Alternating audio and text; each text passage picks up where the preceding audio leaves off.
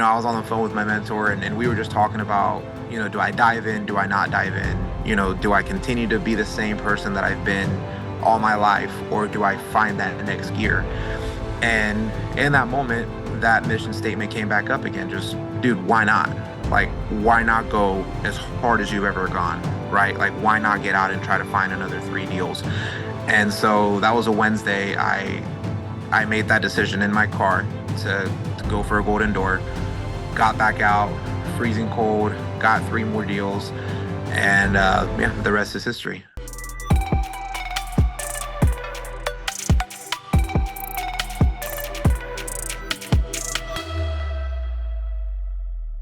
It's that time of the year, the #1 door-to-door conference in the world, Door-to-Door Con 8, January 7th through the 9th. Now, we have done this now 8 years, and we have over 60 amazing workshop and panel speakers where we dive into leadership, recruiting, investments, sales skills, different industries from pest workshops to solar workshops to retail. And we have found people leaving transformative. This year is going to be extra special. We're adding an owner's day for free on the 7th. So come to Salt Lake City, Utah, get your ticket, come celebrate this amazing industry that we live in, and come as a team, learn as a team, and leave as a tribe. Don't hesitate, don't wait, don't be like, oh, I'll get it later. Click the link below. What up, D2D World, Golden Door Podcast. Ricky Ramirez, Pest Control here. Ricky, welcome to Golden Door Podcast. How are you? I'm doing well. Thanks for having me. Awesome. First of all, I want to publicly congratulate you on hitting a Golden Door in 2024. Congratulations. Thank you. Awesome. Well, let's kind of get into it a little bit. We're going to do just about 20 minutes of Q&A here, and then we're going to capture some pitch stuff here that we're going to put out in a separate podcast. But let's start with, tell everybody how long you've been in the door-to-door space. Yeah, so I just finished my 3rd year. So I've been in the industry now for 3 years. All pest control? All pest control. Right on. So walk us through the history of your 3 years of knocking in pest. Yeah, so, we're a family business, and we're owned by 2 brothers. Their names are Chris and Kyle. And I've been friends with them for a long time. And so in 2021, they started doing pest control, and Kyle reached out to me, and he, thought it would be a good fit for me. I've always been very outgoing, not shy to talk to people, and he presented me with the idea, told me how much money that I could make, and I took the leap, and here I am. Okay, year 1, what'd you sell? My rookie year, I did $200K. Okay, year 2? I did 555 accounts and 373 in revenue, 373K. Okay, and we're recording this here on like December 5th, 2024. And what are you at so far this year? Yeah, so this year I've done 864 accounts and 650, I think last I checked it was like 651K. So you're right there, verified Golden Door. We only put people on the podcast that we verified that. So congrats on squeaking there, and you might get an account or 2 here towards the end of the year. So let's talk about, first of all, Golden Door is no joke, right? To go out and do Golden Door in any industry, there's a grind, there's some work involved. It's never easy. What adversity did you deal with this year to strive for this number? Yeah, so at the beginning of the journey, my mentor, his name's Tristan Smith. He's a previous Golden Door winner. He mentioned to me that I was going to have to be a different person than what I had ever been. And what he meant by that was, in previous years, it was quite easy for me to make good money. I mean, last year I made a 6-figure income without having sold a Golden Door. And so this year, the goal was going to have to center around just genuinely wanting to be one of the greatest. And so I had to look past money. I had to look past really everything and just really lock in on wanting to win this and making that my sole focus. And it became an adversity, when I was around like 400K or 450K, when it was hot and it was August and everybody was going home and I had already made really good money. just finding that, next gear to really push towards just really wanting this award. So I would say the adversity was not becoming comfortable through the year and not being complacent and just keeping my eyes set on the prize of winning a Golden Door. Yeah, that's great. Well, two things great about that. One is the Golden Door itself drove you, and the great thing about the award is it's like, yeah, you get recognized at the D2D Con, you come on stage. It's not a company award, right? It's an award that in essence was made up 6, 7, 8 years ago that is helping people like yourself drive that extra like 300 accounts or whatever you put on and whatever income is associated with that. You put that income aside. Like if you just took your Golden Door income, the piece that you wouldn't have sold if you weren't driving for Golden Door, and you just put that aside every year, right? That's the kind of the generational wealth that starts developing over time. So, how did you control the mindset on a daily? Because sometimes people start going home when they hit their numbers for the summer, right? Or they start shutting it down. What was your daily talk track in your head when you woke up to make sure you hit that Golden Door? Yeah. I mean, back at zero. There were days that I had 10 accounts, 11 accounts, 12 accounts. The next day I was at zero. And so, I just had to work. And this is what was tough for me this year is I had to work like I was so far away from my goal. When I was at 550K, I had to get up the next day like I was, several 100K away. So the talk was just, when I was in high school, I played football, and our head coach would tell us that the most important play of each game was the next play. And so for me, the talk was, look, I got to get to the next door. I got to get to the next hood. I got to get to the next day, the next week, the next month. Like if I got kicked out of the hood by a cop, cool, next hood. If I got turned down at the last second because of a card objection or a contract objection, cool, next door. So it was just keeping my eyes set on just taking that next step until I finished what I needed to finish. Awesome. Let's talk a little about balance and burnout, right? You talk about putting up 10, 12 deals in a day, consecutive days. That's a lot of emotional and energy. Getting home late, getting up early, that grind, and you get this balance between, because some of us have this addictive personality or ADD or whatever it is that once we get on, a dog on a scent, like we're just going to go. And we don't even realize that you need a break, that you're close to burnout. So how did you balance the difference between having a balanced life and avoiding burnout? So it's actually a great question. And I've actually kind of thought about this because my 500 account year where I finished with 300K in revenue, I got burnout pretty bad there going towards the end of that season. Golden Door year, though, I did not feel burnt out at all. And the difference was the fact that my Golden Door year, I actually had my sights set on that goal. The year that I sold 500 accounts, made 6 figures, I didn't really have any goals per se. I mean, I wanted to make good money, but I was just out there kind of just working and knocking the hours.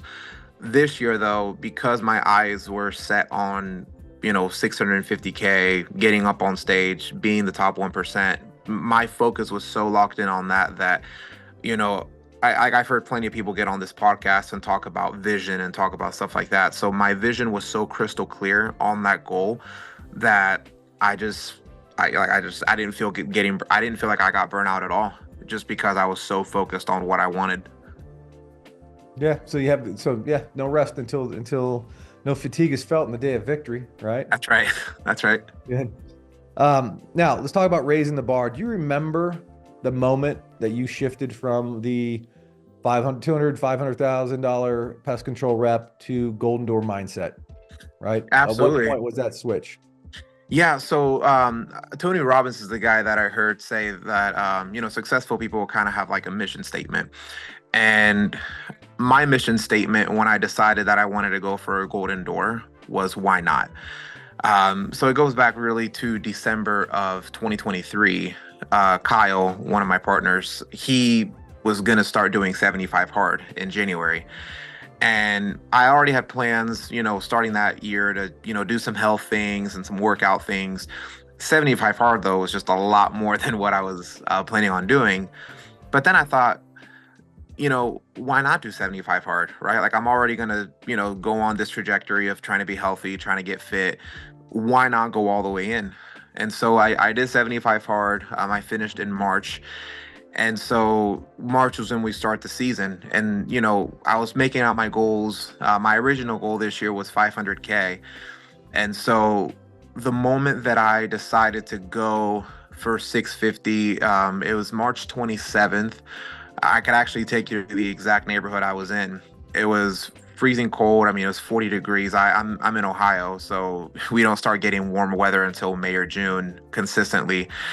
And it was really cold. I think at that point I had like 3 deals that day, and it was like 2 or 3 o'clock.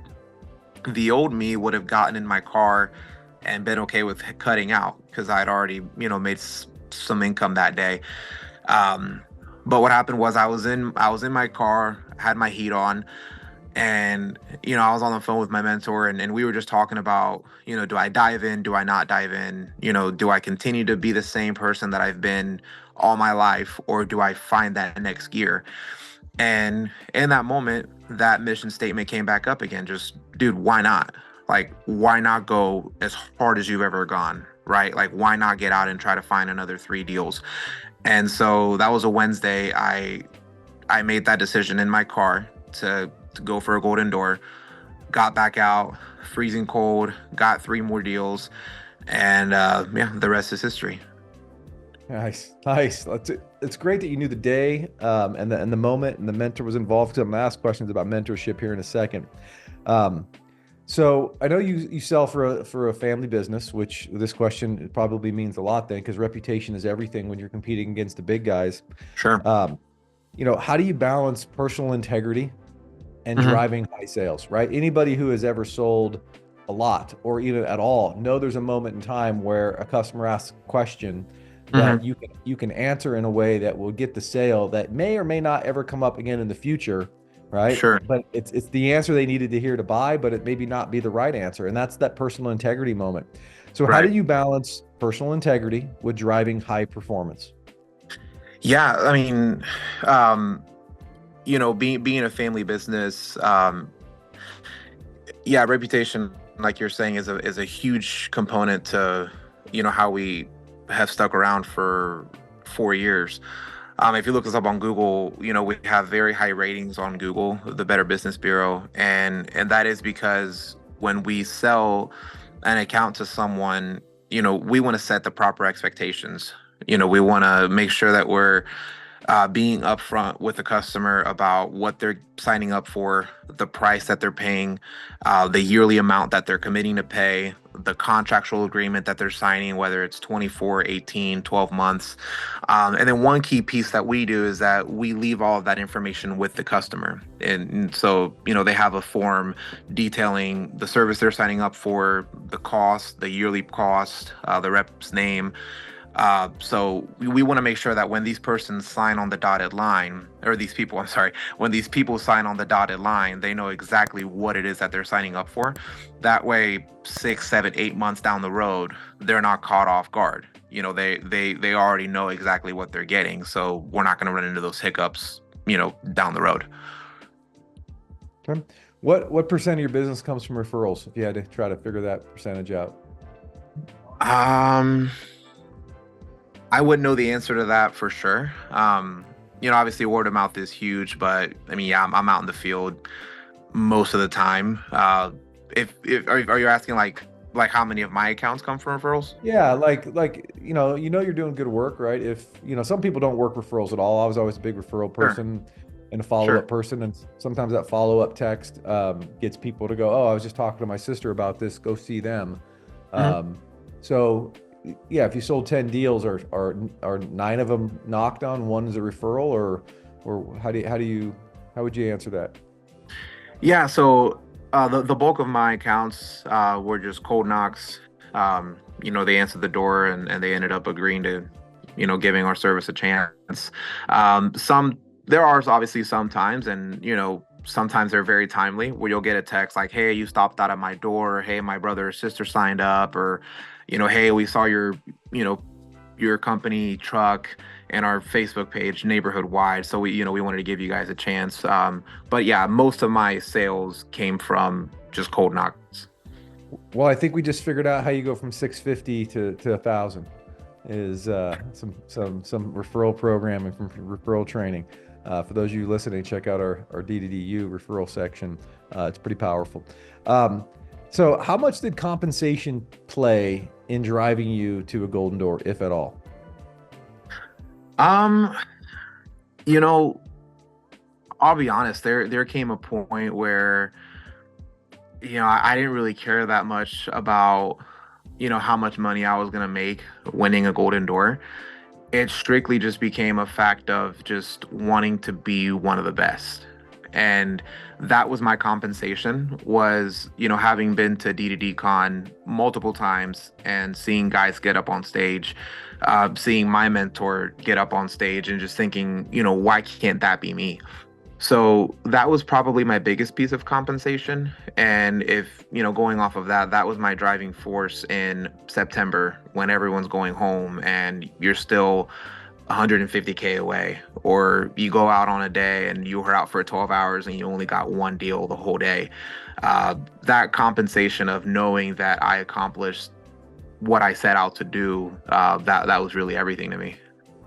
Did you have any days where you bageled?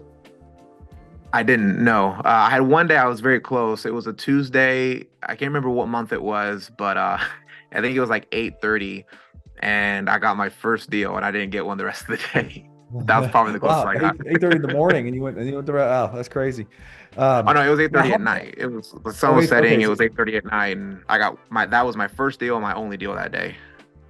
What's worse, knocking all the way to 8:30 and getting one at 8:30, or selling one at 9 o'clock in the morning and not getting one the rest of the day, right? Like, the torment's probably the same. Right. I don't know. How many reps in the company? You said small company, so how many reps are we talking?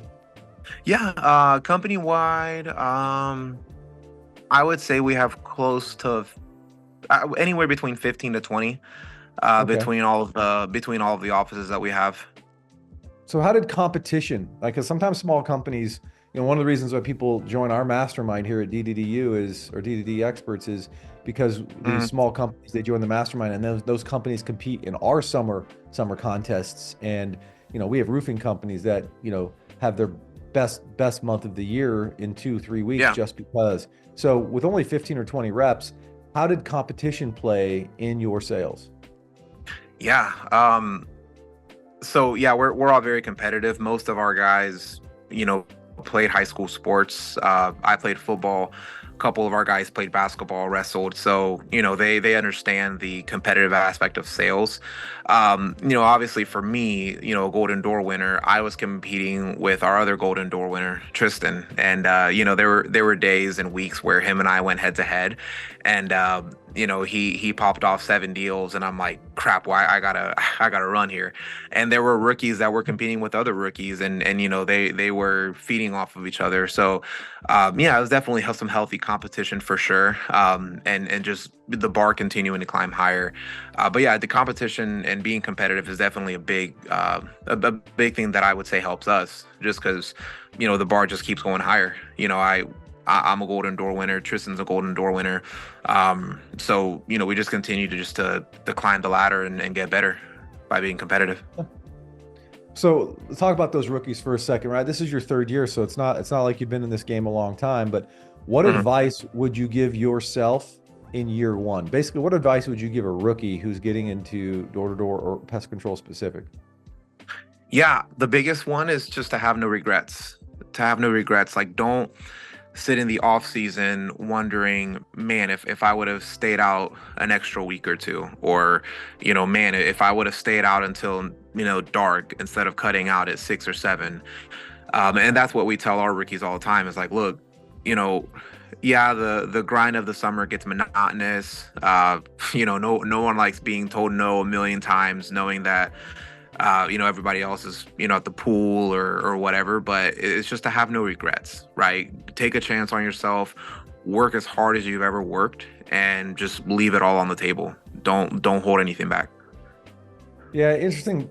Some data I researched years ago when I was working for a very large door-to-door company, thousands of reps, is our production from year 1 to year 2 was 65% growth.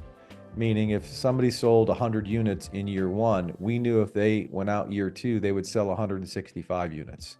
And by Mhm. far, it was the largest growth piece, right? Everything else was in the teens, 17, 18, 16% growth year over year. But from year one to year two, and the mindset is what you just said, right? No regrets. People go out in their first year and they think, I'll try this out. They don't know what to expect. And so they start slow and they finish strong.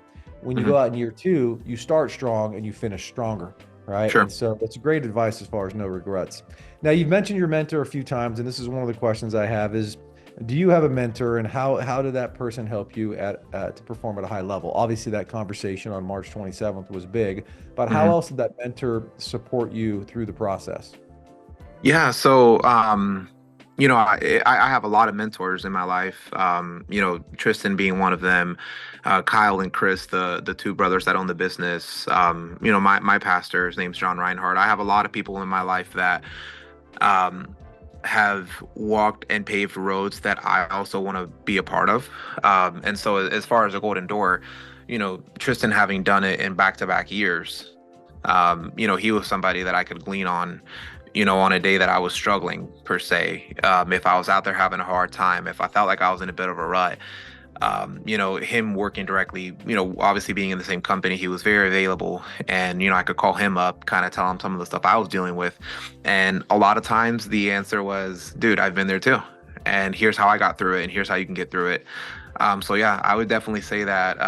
Now he didn't really have anybody to lean on as far as his Golden Door years, but from my experience, having a mentor and having somebody that you can plug in with that has done what you want to do is definitely a big part of succeeding.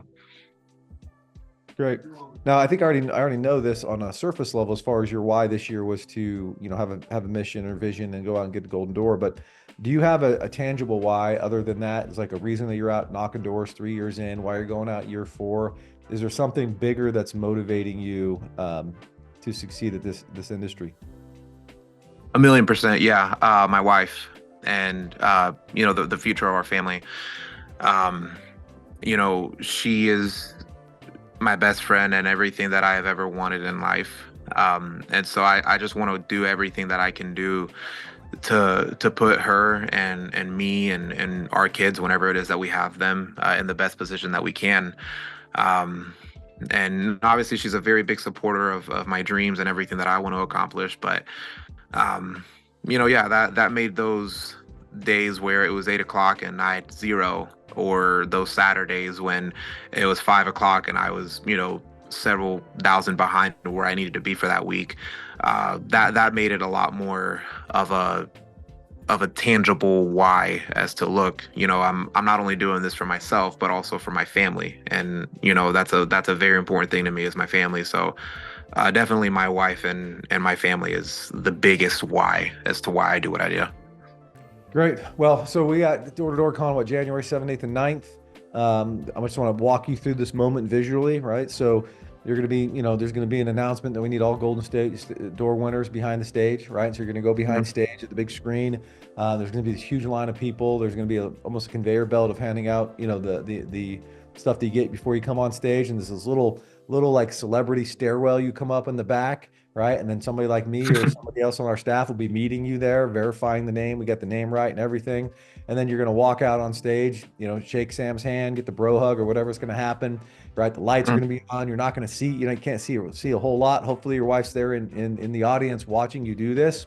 And all that work this past summer, right, is going to be for that 15 seconds, right? That 15 seconds. And it's almost, I'm getting a little bit of goosebumps talking about it, because it's almost like it's not important anymore because you've already achieved it, right? So what they say champions aren't made in the ring, they're simply recognized, right? All the work you've done up to that point to come out, have everybody have that moment, tell you congratulations, go get in line with the other 1% that are on the stage. And at that moment, that's when I want you to recognize the work that you've done. And there's somebody in the audience that's going to look at you, hear this podcast, and think, if that guy can do it, right, I can do it. So I want to congratulate you again for hitting Golden Doors. It's a great accomplishment. Thanks for joining us today on the podcast, and we hope to see you here next year with maybe a double Golden Door. Awesome. Well, I appreciate you guys having me. All right, take care, Ricky. Yes, sir.